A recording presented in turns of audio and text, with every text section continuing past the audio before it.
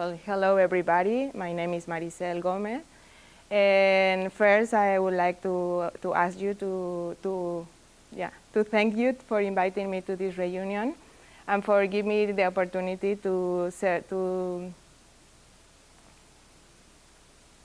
explain you what I'm doing in my work and why it's important that everybody supports science around the world. As you may know, I work as a researcher in an institute in San Diego, which is called Sanford Burham Previs Medical Discovery Institute. And since I've been a kid, I've been interested in understand how our brains works under normal conditions and under pathological conditions. Luckily, in the past 6-7 years, I've been able to work and collaborate with people around the world in the field of neuroscience.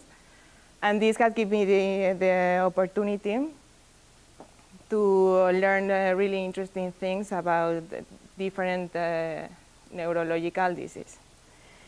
Currently, here in San Diego, I'm working in a laboratory that we are studying the neurodegenerative disease called ILS, amyotrophic lateral sclerosis.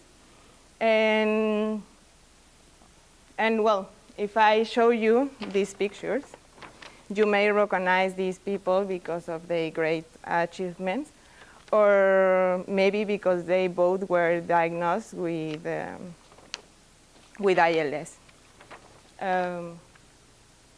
ILS is a neurodegenerative disease. That means that it gets worse over, well, it's degenerative.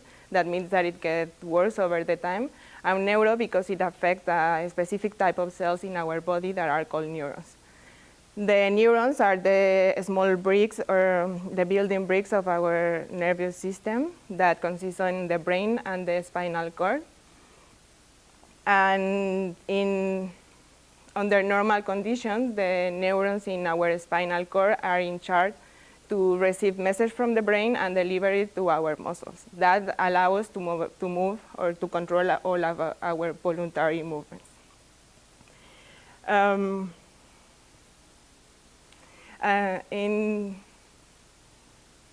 In ILS, this connection between the brain and the muscles works just almost the same as sending a letter through our mail service.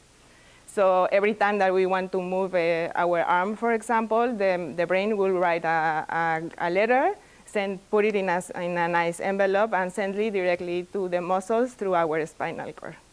What happened in ILS is that somehow the brain will write the letter and send it, but somehow the letter will stuck inside the post office, and it will never reach our muscles.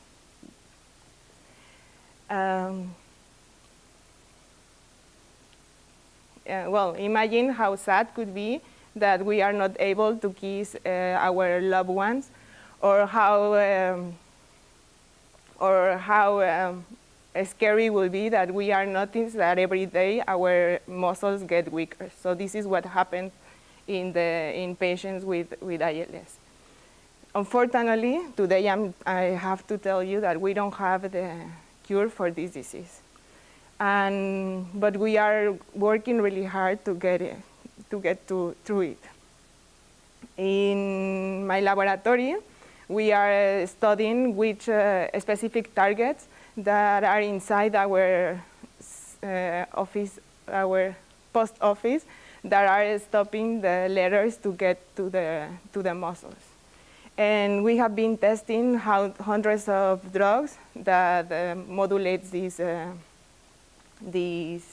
targets, and now we have one that is really promising. And if this drug, it has been tested in mouse models with ILS, and it seems that it recovered the connection between the brain and the muscles and improved the function of the motor neurons in our spinal cord. As you may know, as you may notice now, we are doing some progress in the research, but there is still a lot of work to do.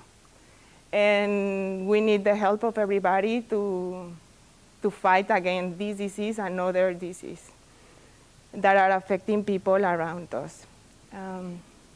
So for that, we need everybody to help. And in this fight, every help counts, and everybody can help. We can help donating money to the science, or donating our free time to a charity or a cause that supports scientific research, or just promoting science around the people that is around us.